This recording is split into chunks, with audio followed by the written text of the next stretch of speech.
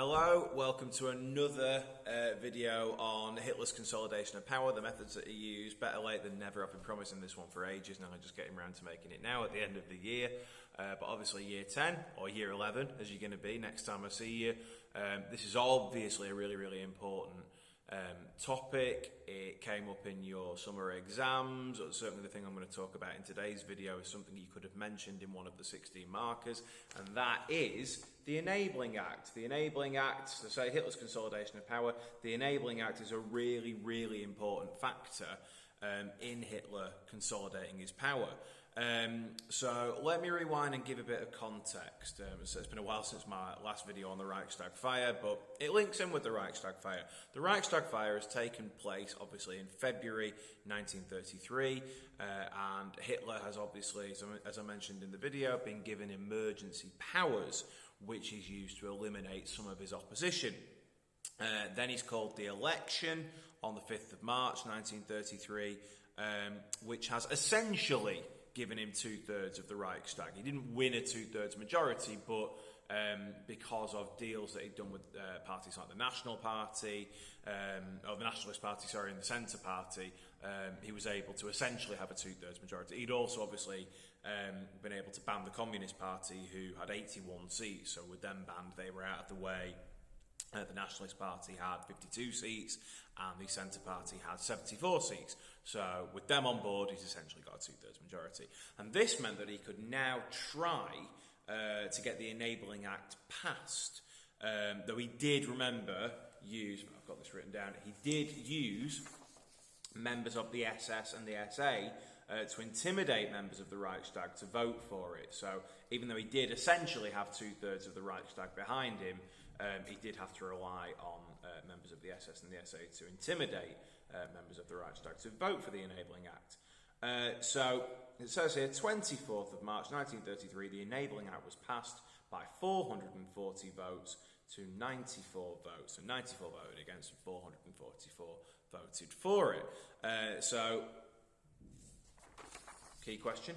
What was the Enabling Act? It's been voted in on the 24th of March 1933, but what was it? Well, the Enabling Act was an act which allowed Hitler to pass any law that he wanted, literally any law that he wanted, without having to consult with or gain the approval of the Reichstag. Essentially, Hitler can make up or pass any law that he wants with nobody's permission. Doesn't need to be voted through in the Reichstag, doesn't need to be debated in the Reichstag. He can literally make up any law he wants for 4 years. It applied for 4 years and it was later renewed in 1937. Obviously because the Enabling Act allowed him to just renew it. So this is a huge step for Hitler in eventually, I'll kind of come on to this later on, but becoming essentially a dictator. It's a huge step towards becoming a dictator because he's essentially got ultimate power. There are a few things standing in his way, which is why we can't argue that this is what makes him a dictator, because there are a few barriers to total power, which again I'll come on to in a minute, but it's a big step towards him becoming the true dictator of Germany.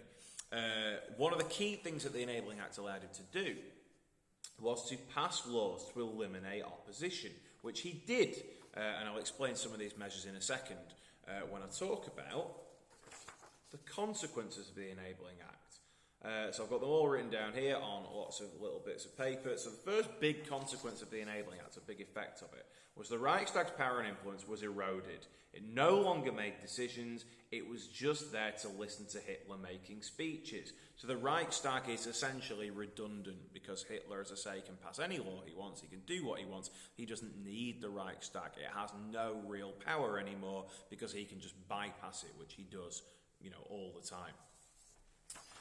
The Nazi Revolution was another key consequence of the Enabling Act, essentially where Hitler removed the remaining external opposition to his power, which, again, I'll kind of go into a bit more detail on this. One big step in this Nazi revolution was on the 31st of March 1933, the Nazis closed down Germany's state parliaments. So Germany, if you remember, is broken up into lots of different states, such as Bavaria, as we talked about that with the Munich Putsch. So Germany's broken up into lots of different states. Now Hitler sees these state governments as essentially something that can get in the way of his ultimate power, because if you have a state government, it's essentially a separate government. It's a separate government that can make up its own laws, can to a degree do what it wants.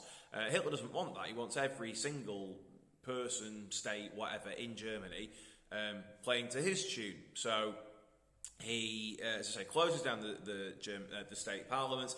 He then reorganised them so that they were all led by Nazi state governors, and they had a Nazi majority. So Hitler wants all of the state governments in Germany doing exactly what he wants. Every single state doing the same thing. So naturally, the way you do that is by putting a Nazi in charge of each of them and making sure that they have a Nazi majority. So again, there's no real argument about what to do.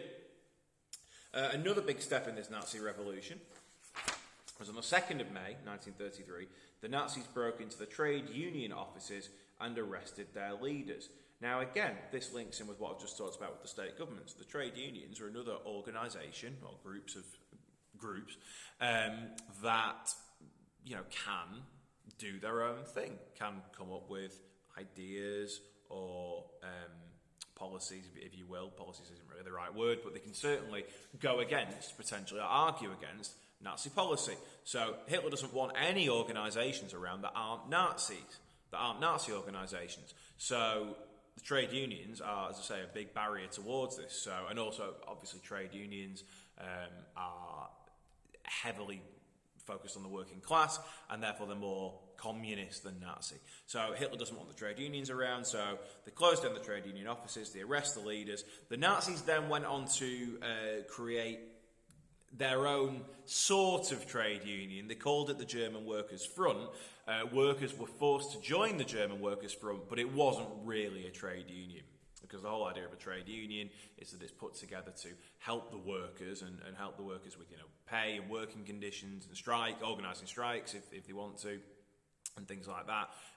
The German Workers' Front is not going to do that, because it's a Nazi organisation that workers are forced to join. So there are no trade unions anymore after the 2nd of May 1933. Another big step. 10th of May 1933, the Social Democrat Party was suspended. The Nazis occupied their offices and took their funds. The Social Democrat Party, one of the big parties in Germany, are closed down, got rid of. So that's another barrier to Hitler's power, to Hitler's influence. Gone, they're shut down. And soon after, the Nazis did exactly the same thing with the Communist Party. So all of the big parties that are a threat to the Nazis, or a potential threat, got rid of. First the Social Democrats, then the Communists. Then in July 1933, he goes one step further and he bans all political parties that aren't Nazis. So all of the political parties, whether the Social Democrat, Communist, whatever, all other political parties in July 1933 are banned, except the Nazi Party. And finally, in January 1934, Hitler completely abolished those state parliaments and local government.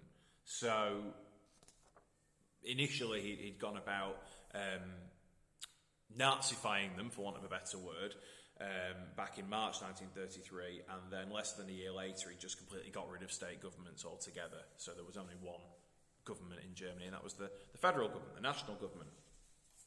So why was the Enabling Act so important? I mean, you've probably worked that out already. I mean, we've done the Enabling Act, obviously, in class, but you probably worked this out already. But the reason why the Enabling Act was so important was because, as I've said already, this law essentially made Hitler a dictator. Yes, he still had some internal opposition, and I'll obviously talk about that in the next video. Hopefully you understand what the next video is going to be about. So he did have some internal opposition. And of course, there was still the figure of Hindenburg. Hindenburg as president could get in the way of Hitler's plans. He could overrule the Chancellor. Remember, the Weimar Constitution says that the president does have the ultimate power to overrule the Chancellor and overrule the Reichstag, obviously. But as I say, essentially, Hitler was a dictator in all but name. He'd eradicated all of his external opposition. All of the political parties have been banned. Local governments got rid of. Trade unions have been shut down. So he's managed to get rid of pretty much all of his external opposition. And there's only pockets of internal opposition and Hindenburg that could potentially get in his way. And he's done it within the space of a year, obviously. So enabling that was March 1933, and by January 1934, as I say, all that external opposition has been got rid of. So as I mentioned already, there is still some internal opposition around. So obviously, hopefully you've worked out what the next video is going to be about, but I'll tell you anyway. The next video that I'll hopefully get around to making fairly soon, sooner than this one anyway, will be about the Night of the Long Knives on the 30th of June 1934. Again, we've studied that in class. You should know what I'm banging on about, but if not, wait for the video. So that is when Hitler is going to deal with this internal opposition that I've mentioned already, now that he's dealt with the external opposition. Right, hope that was useful. As I say, enabling that really, really important moment in Hitler's consolidation of power, something that you could have, and a lot of you did mention in the 16-mark question, or one of the 16-mark questions anyway, in the exam in the summer. Hope you all have a great summer break. Make sure you do keep reviewing some of the Germany stuff that we've looked at and the First World War stuff, and obviously when you come back year 10 or year 11 in September, we'll get on with the civil rights topic. But as I say, have a good summer, and I'll see you very soon. Goodbye.